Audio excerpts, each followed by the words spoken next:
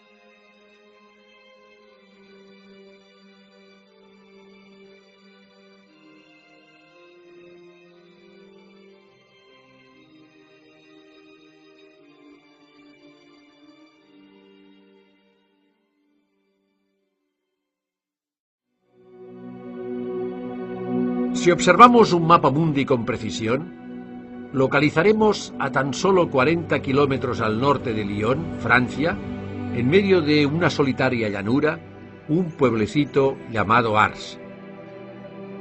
Antaño, sus gentes, labriegos, pastores y artesanos, gentes de bien, que aun habiendo recibido las enseñanzas evangélicas, transmitidas de generación en generación y asimiladas en sus corazones, éstas se vieron mermadas y profanadas por la Revolución Sangrienta de 1789, revolución que tantas almas seglares y sacerdotales costara a la Iglesia.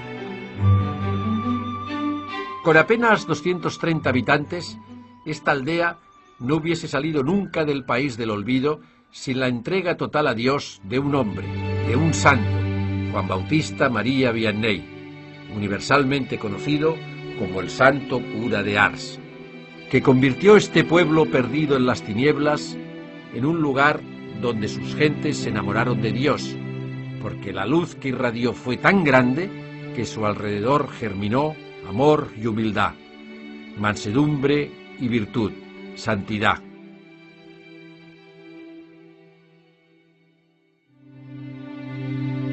Juan María viene al mundo un 8 de mayo de 1786, en Dardilly, un pequeño rincón de la campiña francesa. Su feliz infancia, como de cristal transparente, y su juventud santa se desarrolló en el seno de una familia católica, campesina acomodada, muy piadosa. Tanto es así que se acostumbraba aquí a acoger a cuantos pobres llamaban a su puerta.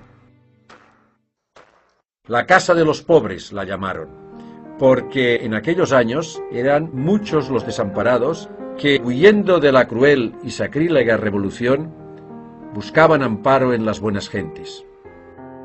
Uno de esos mendigos al que ayudarán fue San Benito José Labre, que, inspirado por Dios, predijo que un día un hijo de esta familia haría ilustre para siempre esta morada.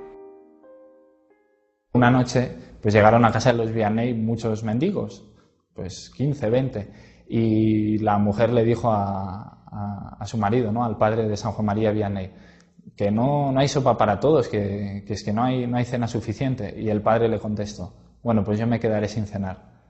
¿No? Es un ejemplo de cristiano ejemplar que generosamente sabe practicar las obras de misericordia, ¿no? Y en esas pequeñas cosas, pues Juan María Vianney fue aprendiendo de su padre esa generosidad. La madre del joven Vianney le inculcó un amor devotísimo a la Virgen Santísima. Él realmente aprendió viendo rezar a su Santa Madre. Era tanta su entrega a la Madre de Dios que no dejaba de rezar frente a ella, en casa, en el campo, durante el pastoreo, e imantaba su amor a quienes le rodeaba.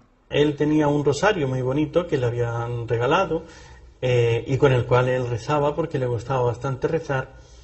Y su hermanita lo vio y, cosa de niños, pues le gustó el rosario y empezaron con el rosario a pelearse. Entonces la mamá le dijo, mira, déjale, si tu hermana lo quiere, déjale el rosario.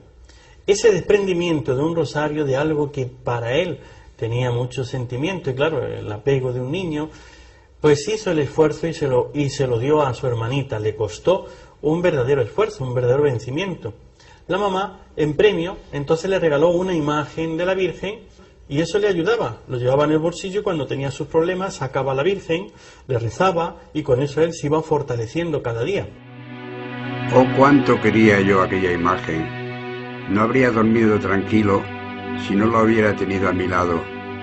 La Santísima Virgen ha sido siempre mi mayor afecto. Cuando salía a trabajar en el campo, pues le pesaba que su hermano mayor avanzara más que él, labrando, ¿no?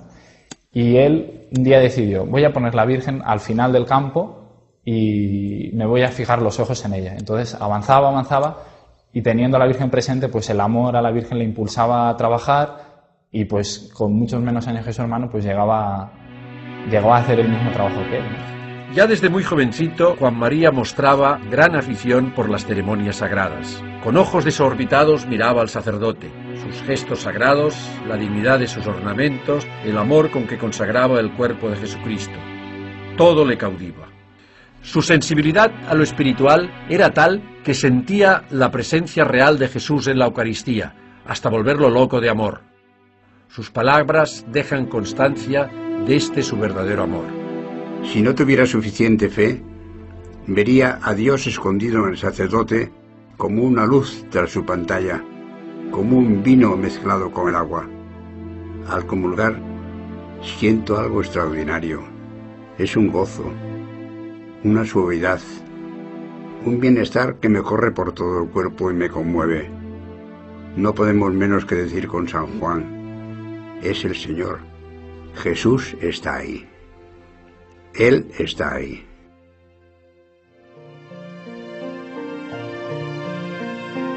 Su cuerpo crecía, se robustecía, su inteligencia se desarrollaba y en su alma anidaba un deseo cada vez más gigante, salvar almas y para ello ser sacerdote. 2 años tuvo que esperar Juan María la decisión paterna, porque su padre no veía al principio tal posibilidad, por el coste del seminario, por la falta de mano y ayuda en las labores agrícolas de la casa. Pero Dios tiene sus planes. Ya tiene 19 años, y por lo que veo está tan firme en su propósito de ser sacerdote que nosotros no debemos contrariarle lo más mínimo. Sí, tienes razón. Vamos a apoyarlo. Es Dios quien lo llama. San Juan María Vianney realmente su vocación es una llamada sobrenatural y una lucha contra toda clase de dificultades. Primero, la guerra.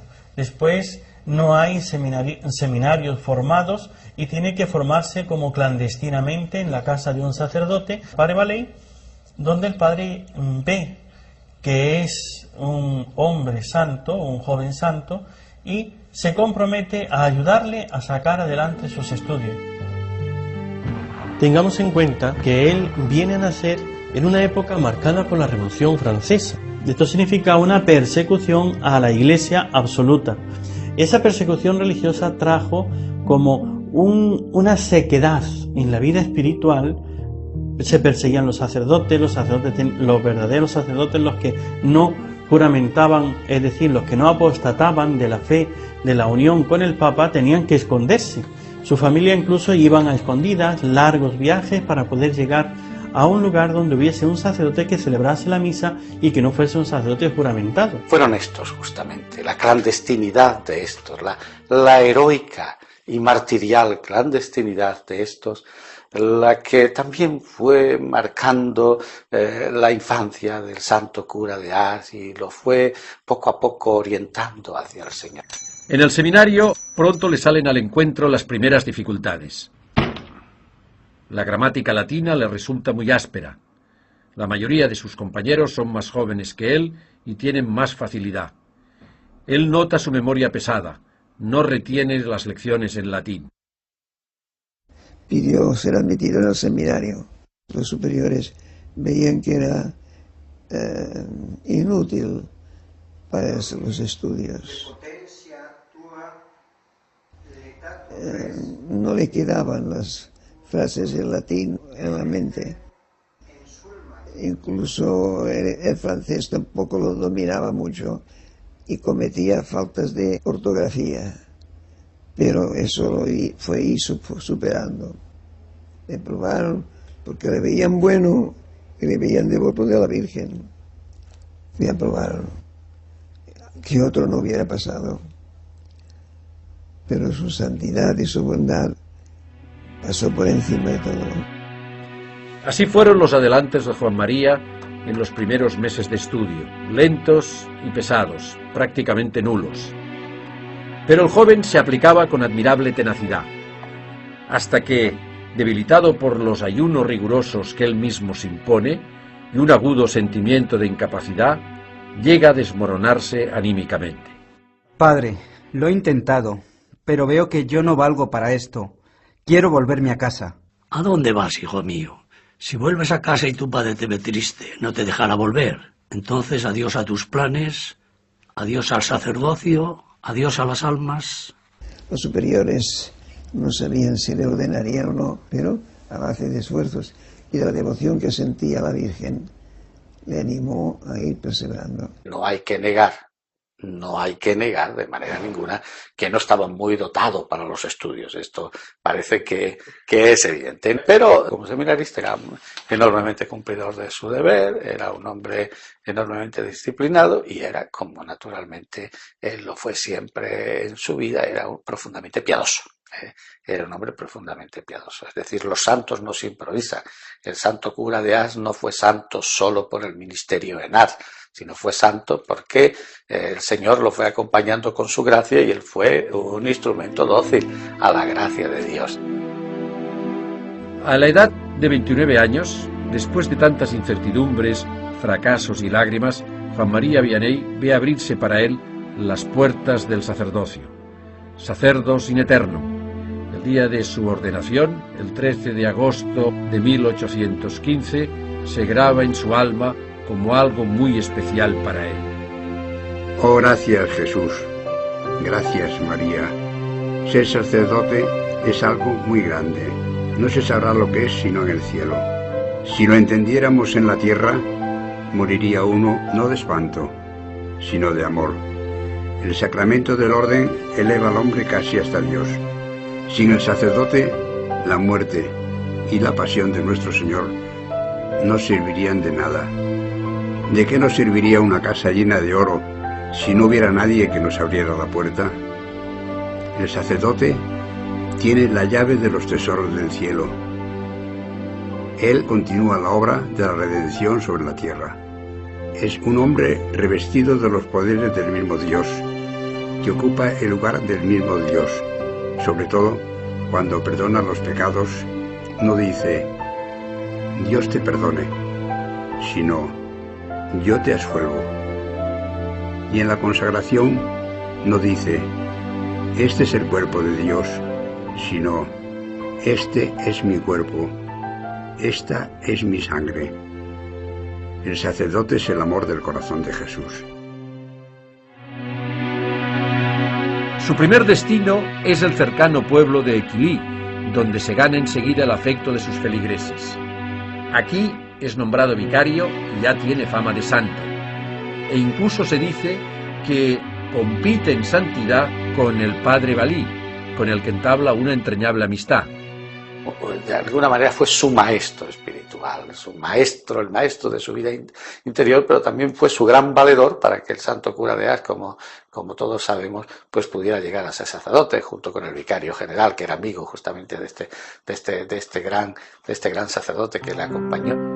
De todos es conocido los ayunos que hace, las penitencias que emplea y las largas colas de penitentes que se aproximan a su confesionario. Siempre estaba la presencia de Dios. No se daba importancia y sabía que todo era el don de Dios. Dicen que es santo. Es increíble este nuevo cura, yo no lo puedo creer. Me tiene realmente cautivada con su piedad. Oye, pero ¿has visto tú la expresión de amor que tiene en su cara, su ternura? Y esa expresión de amor cuando contempla el Santísimo Sacramento. Su manera de dirigirse a nosotros. Pues sí, tienes razón. A mí realmente me sorprendió porque me ha mandado a rezar el rosario, que yo antes ni lo hacía. Pero lo hace con tanto amor, que uno le obedece. Después de la muerte del padre Valley, será cuando el vicario general de la diócesis le envía a una aldea de unas 230 almas de nombre casi desconocido, Ars. ¿Cómo fue aquella entrañable llegada de nuestro santo a su nueva parroquia? Era tan espesa la niebla que el novel sacerdote se extravía, pero providencialmente se encuentra con un jovencito, un pastor de ovejas. Ambos tienen algo en común. Chico, escucha. Me he perdido con esta niebla. ¿Tienes la caridad de indicarme por dónde se va a Ars? ¿Sabes, pequeño amigo? Tú me has mostrado el camino de Ars, pero yo te mostraré el camino del cielo. Aquí en Ars le preocupa la triste situación espiritual en la que se encuentran sus nuevos feligreses. Este pueblo no está precisamente entre los más piadosos, más bien todo lo contrario. Reinan los principios de la Revolución Francesa. La fe está casi extinguida. Hay gran indolencia en la gente y mucha ignorancia religiosa. Muchos dejan de asistir a la Santa Misa los días de precepto. Trabajan sin necesidad los domingos y no abandonan el execrable vicio de blasfemar. Los padres dilapidan su dinero en las tabernas. Los jóvenes, con su alocada afición al baile, cometen graves desórdenes y pecados.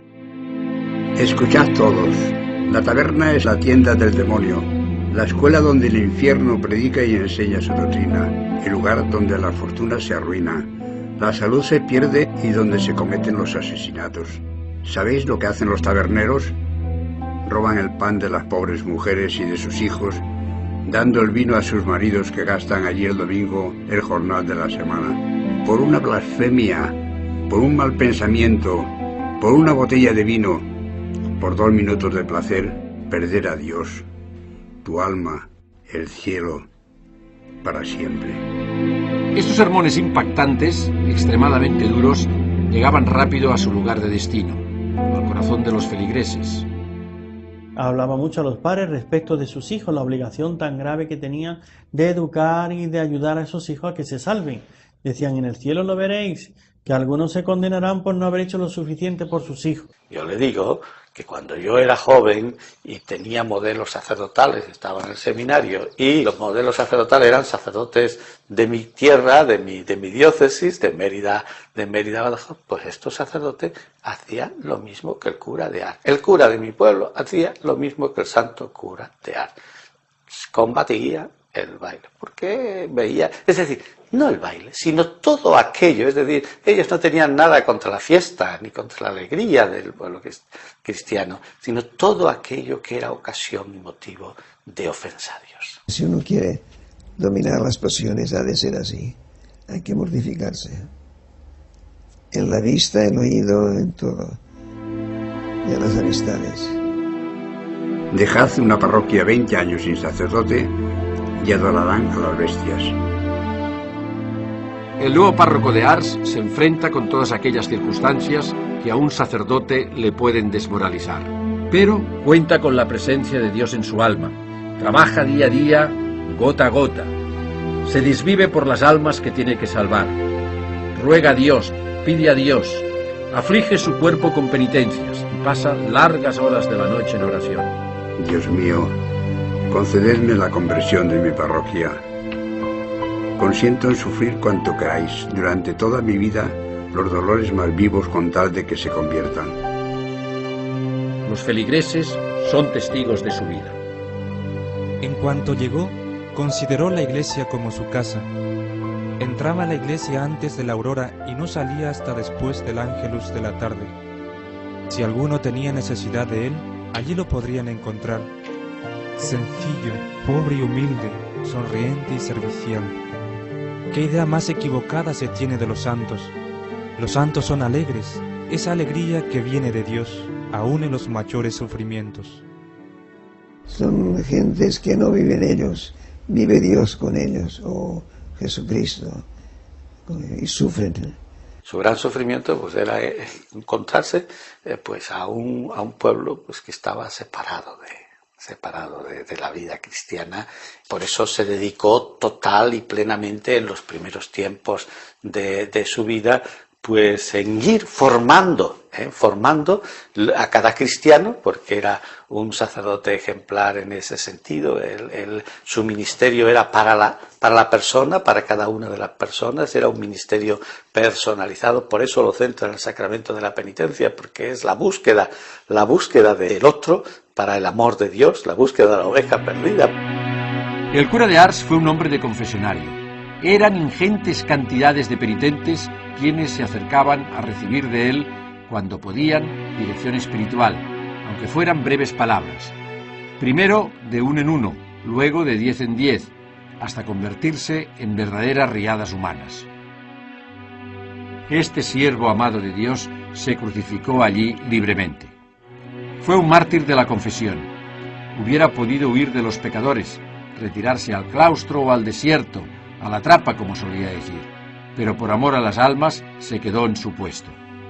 Es aquí, entre aquellas tablas, en este taúd anticipado, donde más tuvo que sufrir el cura de Ars, donde en verano el confesionario parecía una estufa y en invierno una auténtica nevera. 16 horas la confesión, era un santo.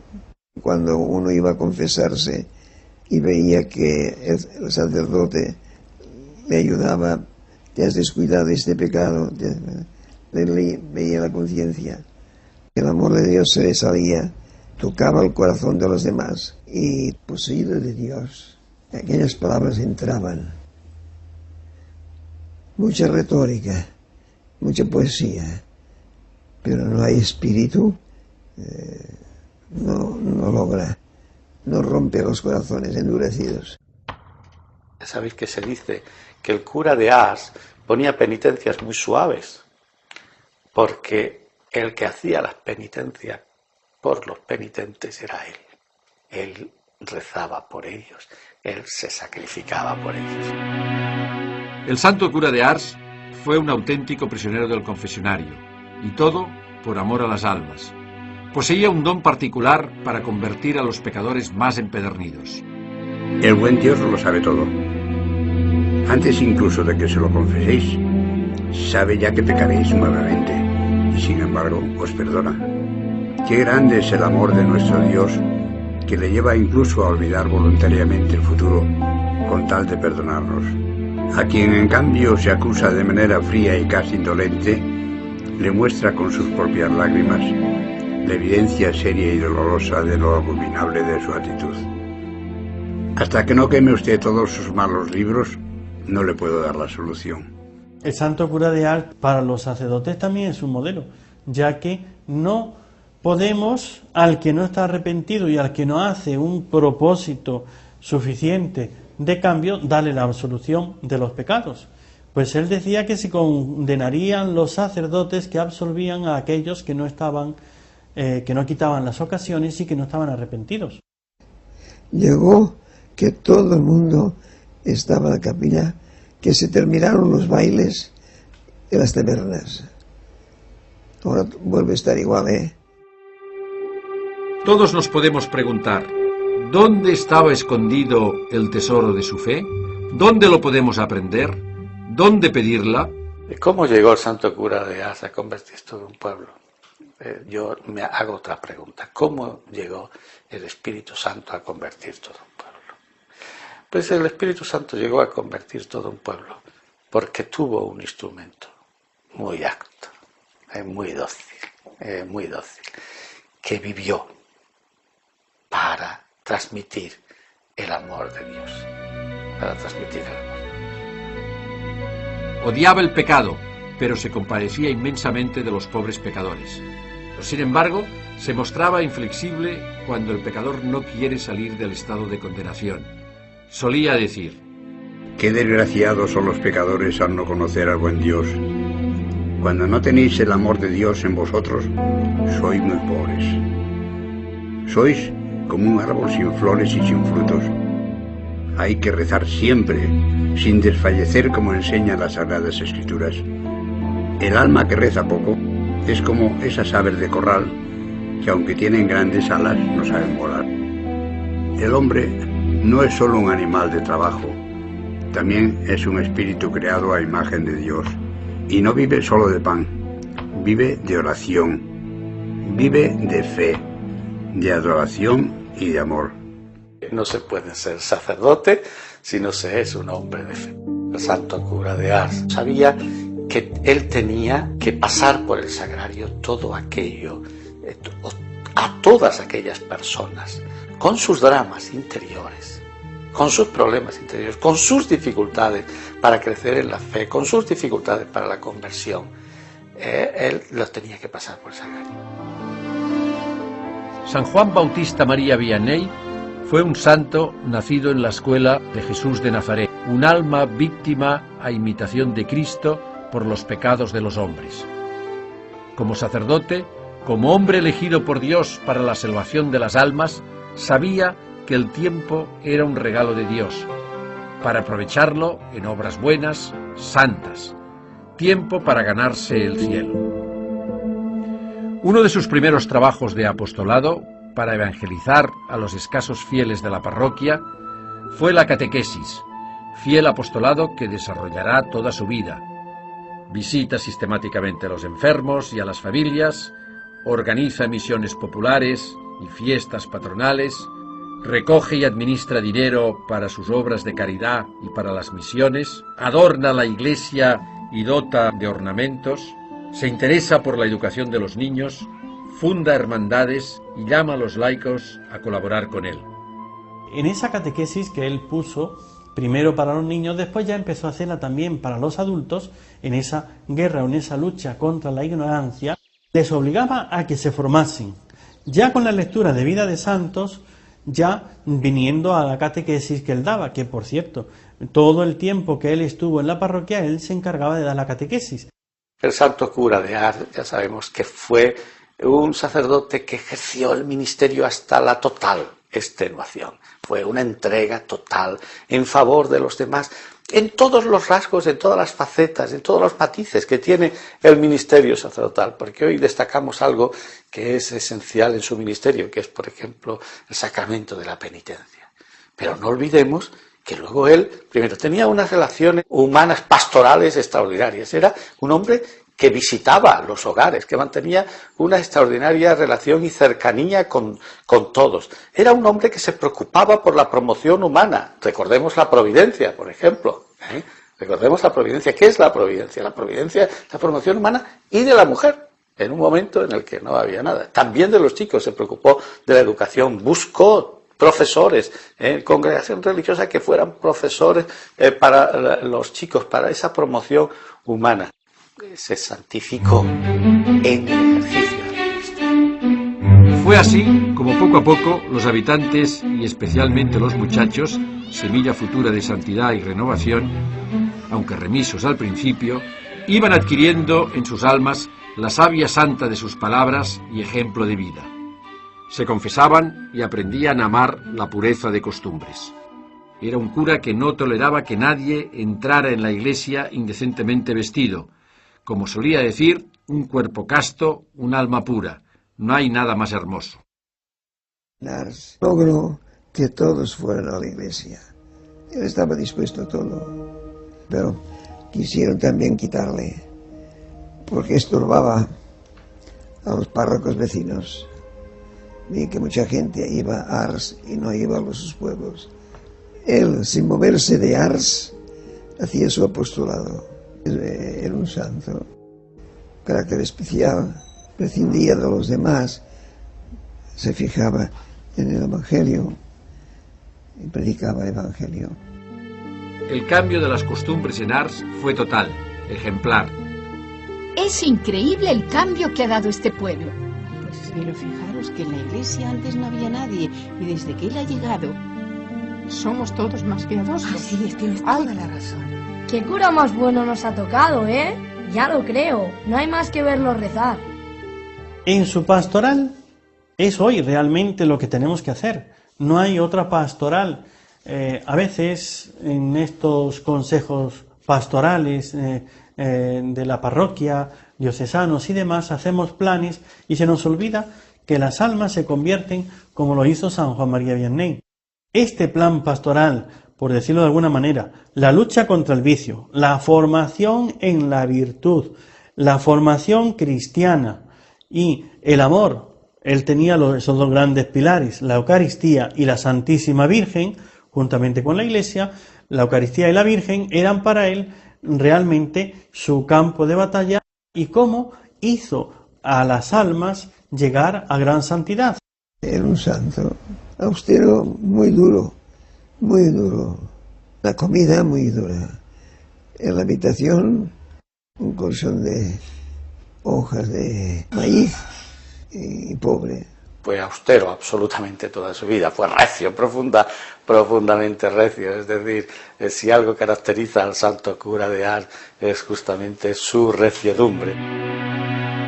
Su fama de hombre de Dios, de santo, se extiende por todo el orbe.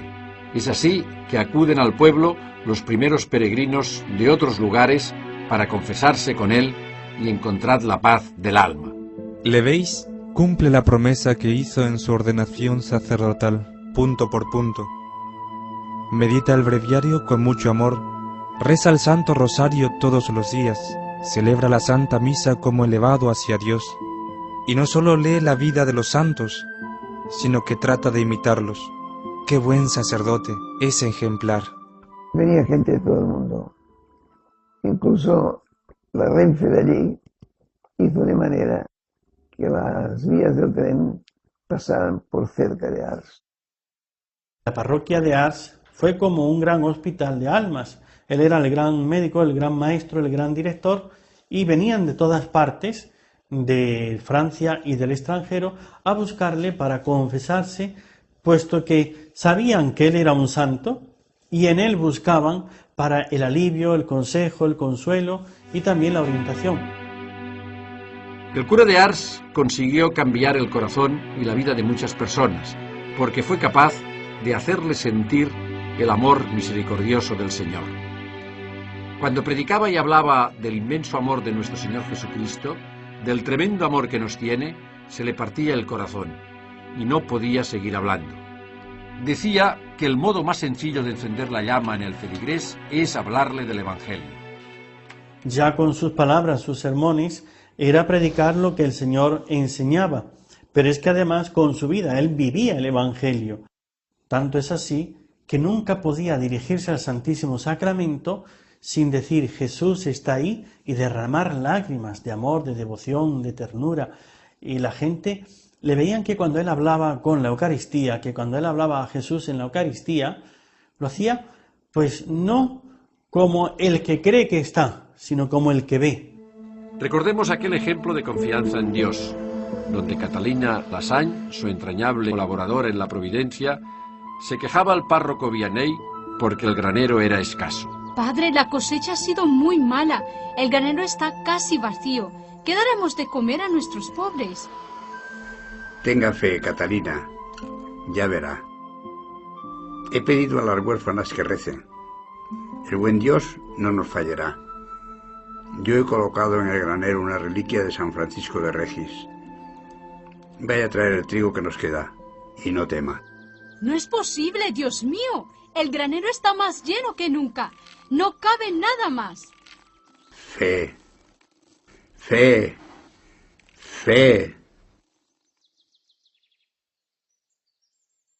Resulta que Notre Dame de París cada año hacen una novena a la Virgen de Notre Dame. Y siempre escogen el predicador más importante del año de la fama. Cuando le tocó a Le Cordaire, entonces, antes de empezar su novena, se fue a Ars para escuchar al padre Vianney. Los mejores predicadores iban a escucharme. Al que era un aprobado medio. Su fama de santidad crecía de día en día, pasaba las fronteras, porque hacía mucho bien a las almas. Pero al sentirse desbancado, el diablo desata una oleada de calumnias y persecuciones contra el cura de Ars. Pero este las abraza con alegría, a imitación de los santos, a imitación de nuestro Salvador. Para la manera de hablar de los curas de allí, era un hueso difícil de roer. Vianney, comedor de patatas. Campesino ignorante, ¿todavía no estás muerto? Ya te agarraré. Ah, sapo negro, ¿cuánto me haces sufrir? Los otros sapos no me hacen sufrir tanto. ¿Por qué te levantas tan de mañana? Comes tan poco y predicas con tanta sencillez. Predica pomposamente como en las grandes ciudades, y así no te tomarán por ignorante. Qué voz tan fea tiene el bellaco. Está rabioso. Eso es señal de que mañana va a haber alguna conversión importante. Caerá algún pez gordo. San Juan María Vianney, en todo su apostolado, en esos años donde él empezó a confesar y la gente empezaba a acudir de fuera, el demonio le atacó fuertemente. En una ocasión, por ejemplo, él estaba confesando y revisaron que estaba ardiendo su casa.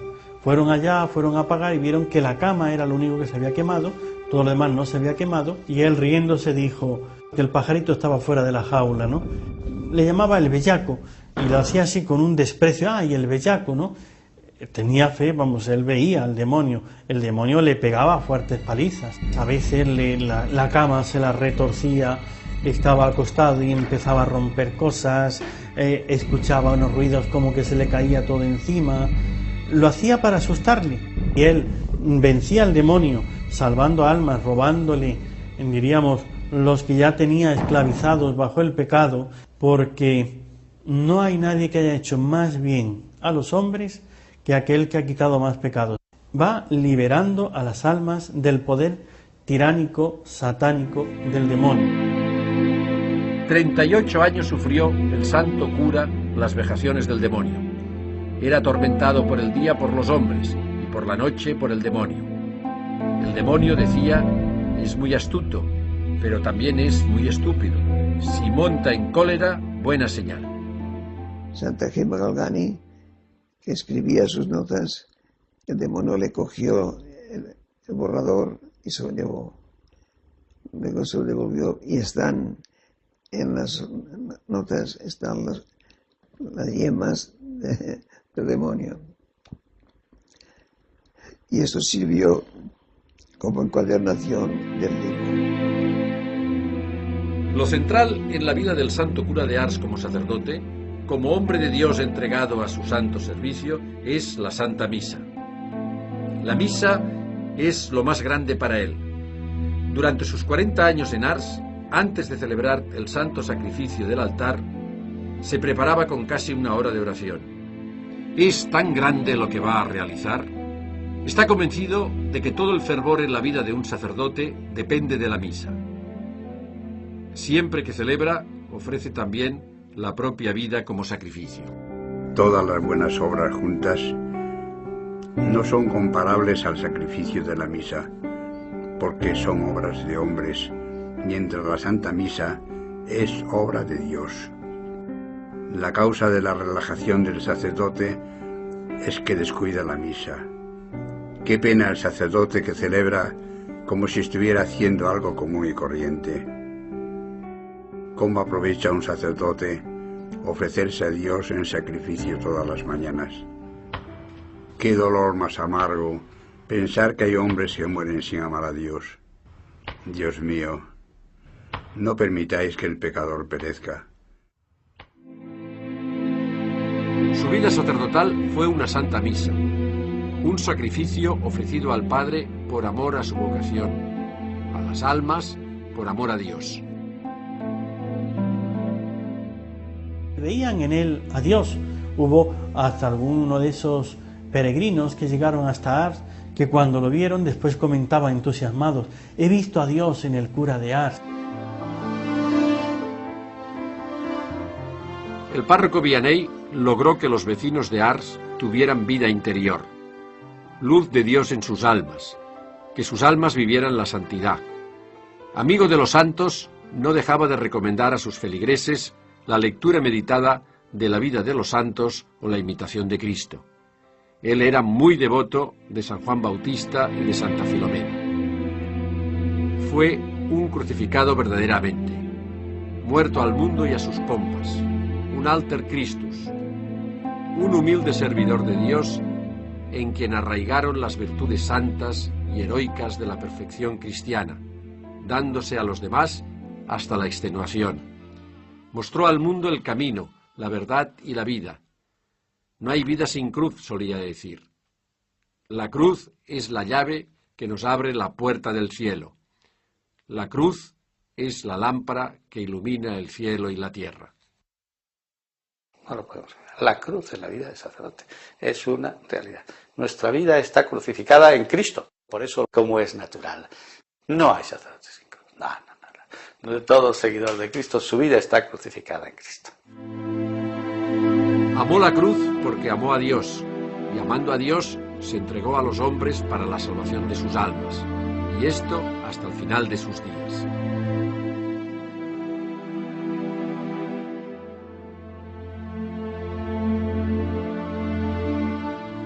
Qué bueno es Dios.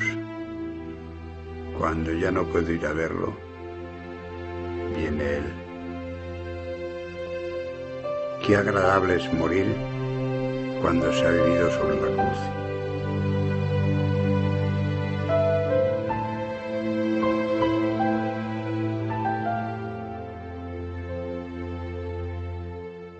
Murió santamente, como había vivido. Incomprensiones por unos, maravillas para otros. La Iglesia reconoció que fue un gran sacerdote. No exageremos al cura de Ars confesor sobre el cura de Ars pastor, sobre el cura de Ars educador, sobre el cura de Ars preocupado por los problemas y necesidades humanos de su gente. Es sacerdote integral, santo integral, pero fundamentalmente sacerdote integral. Y así, por eso yo destaco lo que la Iglesia, sacerdote, sacerdote, sacerdote, sacerdote.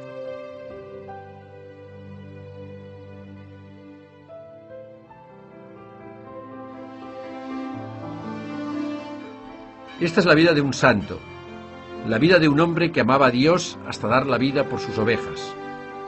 Todo un pueblo supo rendir homenaje a quien tanto dio por ellos, por sus almas, por sus vidas, y que, agradecidos, disfrutarán hoy en su presencia de la faz del Dios bueno. Beatificado en 1905 y canonizado en 1945.